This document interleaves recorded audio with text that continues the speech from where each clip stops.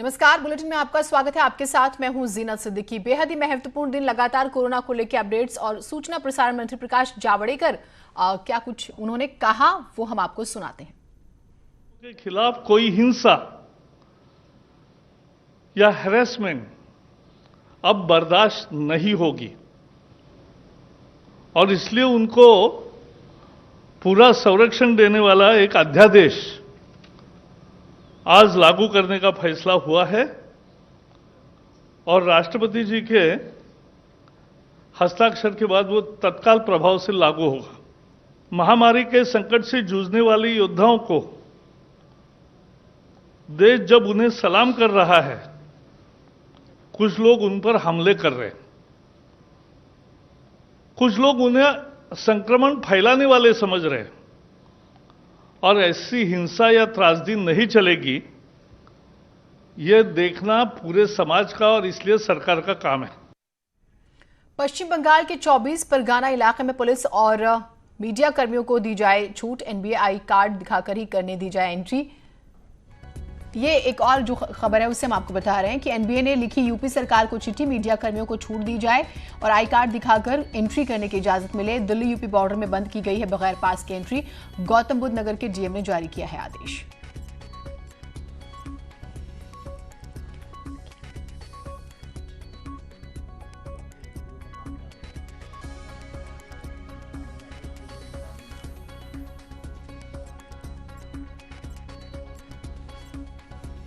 और उधर पश्चिम बंगाल के 24 परगना इलाके में पुलिस और स्थानीय लोगों के बीच जमकर झड़प हुई है। स्थानीय लोगों का आरोप है कि राशन सामग्री बांटने में भेदभाव किया जा रहा है। इसे लेकर उन्होंने रास्ता रोकने की कोशिश की, जिसके बाद पुलिस और स्थानीय लोगों के बीच झड़प हो गई।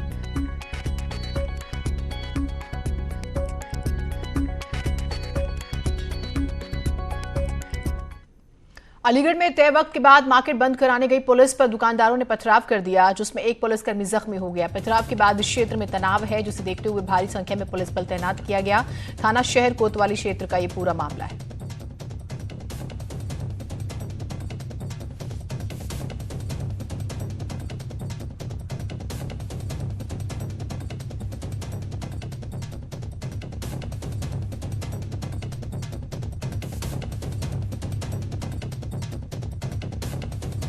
तो ये तस्वीरें आप अलीगढ़ से देख रहे हैं। यहाँ पे तय वक्त के बाद मार्केट बंद कराने गई पुलिस पर दुकानदारों ने पथराव कर दिया। एक पुलिसकर्मी जख्मी हो गया। पथराव के बाद क्षेत्र में तनाव है। देखिए, तय वक्त कोरोना से लड़ना है, उसी को लेकर तमाम पहलुओं पर काम हुआ। एक तय वक्त किया गया कि इस वक्त लोग आके जो है सामान खरीद सकते हैं, लेकिन यहाँ पर आप देखिए कि अब दुकानदार भी जो है पुलिस पर पथराव कर रहे हैं। तस्वीरें बेहद ही हैरान करने वाली। उधर सीतापुर में शारदा नदी में नाव पलट गई। 2 बच्चों समेत 5 लोग नदी में गिर गए हैं। नाव में सवार किसान रामपाल ने सभी की जान बचाई है। नाव पर पंपिंग सेट लाद कर जा रहे थे किसान। खेत की सिंचाई करके नदी के जरिए दरअसल ये सभी जा रहे थे और नाव पलट गई।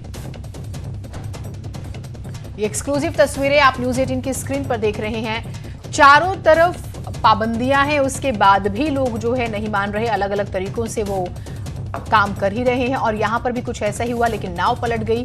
और अच्छी बात ये जो जानकारी आई कि इन्हें फिलहाल तो जो है सभी को बचाया गया। 2 बच्चों समेत 5 लोग इस नाव में सवार थे। जो पलटी नाव, किसान रामपाल ने सभी की जान बचाई है। नाव पर पंपिंग से लाद कर पंपिंग सेट ये लोग जा रहे थे। तस्वीरें न्यूज़ 18 की स्क्रीन पर आप एक्सक्लूसिव देख पा रहे हैं। इसी बीच हादसे से बड़ी खबर आ रही है। 2 बच्चों की डूबने से मौत हो गई है। खेलते खेलते दोनों बच्चे ट्यूबवेल में गिर गए थे। मौके पर पहुंची पुलिस ने शवों को कब्जे में लेकर पोस्टमार्टम के लिए भेजा है। खेल खेल में 4 साल की बच्ची और 2 साल का बच्चा डूब गए और उनकी जान चली गई। तो खेल खेल में देखिए कैसे खेल खेल जो है वो जानलेवा हो सकता है और यहाँ पर भी कुछ ऐसा ही हुआ। खेल खेल में एक 4 साल की बच्ची, 2 साल का बच्चा, उसकी मौत हो गई। ट्यूबवेल में दोनों गिर गए थे और यकीनन कोई आसपास नहीं रहा होगा जो इनकी जान बचाता। और तस्वीरों के जरिए आप देख पा रहे हैं बहुत ज़्यादा संपन्न परिवार से भी नहीं लग रहे हैं ये लोग। गोरखपुर में चाकू से गोद कर युवक की हत्या का सनसनीखेज मामला सामने आया। बताया जा रहा है कि किसी अनजान शख्स ने फोन कर युवक को बुलाया था और जहां कुछ देर बाद ही ग्रामीणों ने युवक को खून से लथपथ देखा, अस्पताल पहुंचाया। इलाज के दौरान युवक की मौत हो गई है और मामले की जांच पड़ताल की जा रही है। पिपरहिया ग्राम में आशुतोष विश्वकर्मा नाम के लड़के को चाकू लगने की सूचना आज सुबह पुलिस को प्राप्त हुई। घटना की जानकारी होने पर मौके पर पहुंचकर उसको जब इलाज के लिए भेजा गया तो इलाज के दौरान मेडिकल कॉलेज गोरखपुर में उसकी मृत्यु हो गई। परिवार के लोगों को किसी पे संदेह नहीं है। मौके से मृतक का मोबाइल गायब पाया गया। कानपुर में लॉकडाउन का उल्लंघन करने वालों को पुलिस ने सबक सिखाया है। किसी को मुर्गा बनाया तो किसी को हाथ ऊपर करके खड़ा कर दिया तो किसी का चालान भी किया गया। लॉकडाउन का 29वां दिन है। पुलिस समझा के लोगों को परेशान हो चुकी है, मगर लोग समझने को तैयार नहीं है। चौराहे पर देखिए किस तरह वाहनों का आवागमन रोज के दिनों की तरह है। अब पुलिस ने एक नया फॉर्मूला निकाला है कि जो बिना बात के पासेस लिए उन्हें किस तरह खड़ा कराया है और उनकी ये सजा है कि कम से कम हर व्यक्ति को 1 घंटा यहाँ ऐसे खड़ा होने का, हाथ ऊपर करके, ताकि उसको इस चीज़ का आभास हो कि वो घरों से बाहर बिना किसी वजह के निकला है और बिना किसी काम के निकला है। तो आप देख सकते हैं किस तरह इनके साथ लोग निकले और कैसे लाइन से लोग खड़े चलते आ रहे हैं। और इनसे बात करें, कैसे आप किस लिए आके खड़े हैं? सब्जी लेने गए थे और मेरे पास है। सब्जी लेने का पास है? नहीं, जाने का ऑफिस जाने का पास है एक्चुअली मेरे पास। किस तरह जिसको रोक दिया जाए तो बता रहा है सब्जी लेने का, यानी हर आदमी के पास कोई ना कोई एक्सक्यूज है। ऐसे में आप समझ सकते हैं कि चेन ये कैसे टूटेगी। विजिलेंस आशीष पांडे के साथ अमित गंजू, न्यूज़ 18 कानपुर। सभी के पास कोई ना कोई लॉजिक है, लेकिन जरूरत नहीं है बाहर जाने की। बहुत जगहों पर ऐसा भी आया लोग झूठ बोल रहे हैं। लखनऊ में राष्ट्रीय स्वयंसेवक संघ के कार्यकर्ता रातों दिन एक करके लगभग 1 लाख लोगों से संपर्क कर चुके हैं, जिन्हें लॉकडाउन के दौरान मदद पहुंचाई जा रही है। 795 संघ सदस्य सुबह से शाम तक लोगों की मदद के लिए ड्यूटी पर तैनात रहते हैं। ऐसे ही एक राहत केंद्र का जायजा लिया हमारी सहयोगी रंजना ने। कोरोना संक्रमण के चलते जो लॉकडाउन हुआ है उसमें कोई भूखा न रह जाए, जरूरतमंद जो हो वो उसको किसी चीज़ की कमी न रह जाए, इसके लिए राष्ट्रीय स्वयंसेवक संघ मुहिम चलाए हुए है। ये आपदा राहत केंद्र है राष्ट्रीय स्वयंसेवक संघ का और यहाँ से लोगों को राशन दिया जाता है। हम एक बार कहेंगे कैमरामैन को इसमें भी फोकस करें कि किस तरह से पूरी जो है इसमें चीज़ों को रखा गया है। बिस्किट से लेकर छोटी छोटी चीज़ों को, आटा, गेहूँ, दाल, बिस्किट, तेल, माचिस, तो इस तरह से छोटी छोटी चीज़ें हैं जिसका ख्याल रखा गया है। संघ के कार्यकर्ता मौजूद हैं हमारे साथ। सर, क्या क्या देते हैं आप लोग? अभी ये जो आप पैकेट देख रहे थे, इसमें चावल है, आटा है, दाल है, नमक है, चीनी, चायपत्ती, माचिस, तेल और एक साबुन भी दिया हुआ है इसमें। इसी तरह के 4 बड़े केंद्र है। एक ये हो गया, दूसरा सेक्टर क्यू में भाऊराव देवरस विद्यालय में है, तीसरा बुद्धेश्वर जानकी गेस्ट हाउस है, चौथा महाराणा प्रताप इंटर कॉलेज आसियाना में है। और प्रत्येक भाग में 11 लगभग नगर है, तो पूरे महानगर में 40 केंद्र बनाए गए हैं, 40 नगर हैं। 10,000 आबादी पर हम एक बस्ती बनाए हैं। तो इस तरह पूरे महानगर में हमारे 340 बस्ती हैं।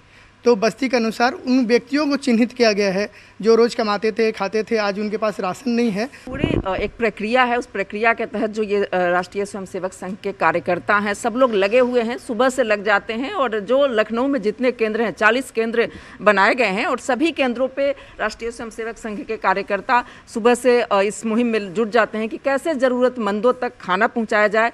ऐसे ही किचन भी चलाए जा रहे हैं, खाना बनाकर बनाया जा रहा है, लेकिन ये आपदा राहत केंद्र राशन पहुंचाने का है और राशन लोगों को चिन्हित करके घर घर घर राष्ट्रीय स्वयंसेवक संघ पहुंचा रहा है।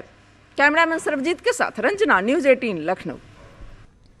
उधर एनबीए ने यूपी सरकार को चिट्ठी लिखी है। मीडिया कर्मियों को छूट देने की बात कही गई है। आई कार्ड दिखाकर ही करने दी जाए एंट्री। दिल्ली यूपी बॉर्डर में बंद की गई है बगैर पास की एंट्री। गौतम बुद्ध नगर के डीएम ने जारी किया है आदेश। तो पासेस का जिक्र हुआ, लेकिन मीडिया कर्मियों के बारे में क्योंकि दिक्कत हो रही है। देखिए, बहुत ज़्यादा जो लोग हैं वो दिल्ली में रहते हैं, लेकिन नोएडा, क्योंकि ज़्यादातर मीडिया संस्थान नोएडा में है, तो वो ट्रैवल करते हैं और उस लिहाज से उन्हें दिक्कत हो रही है। अनूप हमारे साथ, हमारे सहयोगी जुड़े हुए हैं। अनूप, ये पूरी खबर बारीकी से बताइएगा।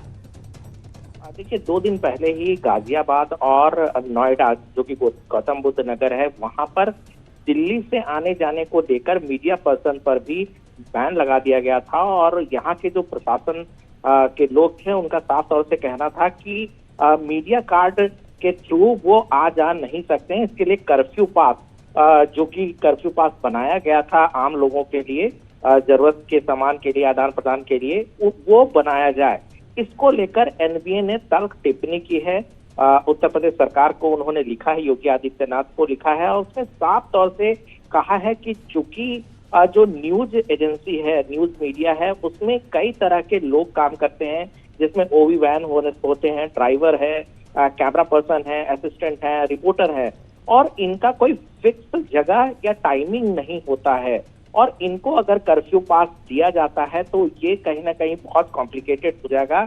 इसलिए एक तरह से अपील की गई है, एक तरह से रिक्वेस्ट की गई है कि जिस तरीके से पहले सिर्फ आई कार्ड पे, जो कि संस्थान के तरफ से बनाया जा रहा था, उस आई कार्ड के सहारे ही दिल्ली, नोएडा, दिल्ली, गाजियाबाद में अगर एंट्री होती है तो ये ज्यादा बेहतर होगा, क्योंकि इतने लोगों का पास बनवाना ये आसान काम नहीं है। और साफ तौर से एनबीए ने ये भी लिखा है कि जो मीडिया ऑर्गेनाइजेशन है वो इस तरह के महामारी को लेकर जो भी एडवाइजरी जारी किए जा रहे हैं सरकार की तरफ से, उनका सख्त तरीके से पालन कर रहे हैं। ऐसे में यहाँ कम से कम मीडिया पर्सन को ये ढिलाई दी जाए।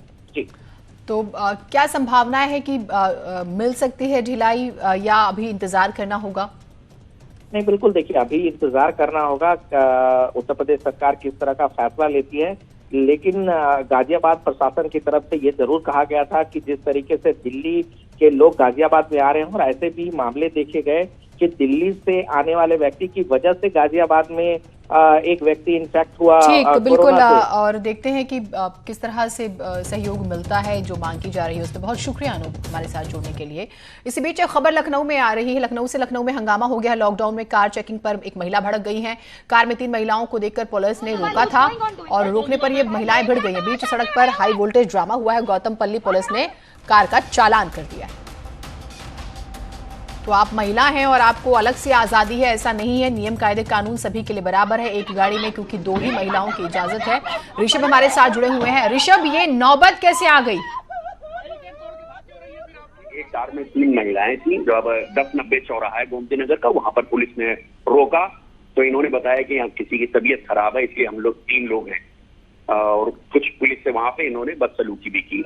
पुलिस ने वहां से जाने दिया, लेकिन अगले चौराहे पे जियाओं में पुलिस ने जब फिर रोका तो एक युवती जो थी इसमें थी, वो पुलिस से उलझ गई कि हमें बार बार रोका जा रहा है। तो पुलिस ने कहा जो लॉकडाउन के नियम है उसके मुताबिक आपके पास ना कोई कार पास है, और ये साफ साफ कहा गया है एक कार में 2 से ज्यादा लोग नहीं बैठ सकते, एक ड्राइवर और एक पीछे सीट पे बैठना चाहिए। आपने आगे भी एक महिला बिठा रखी है।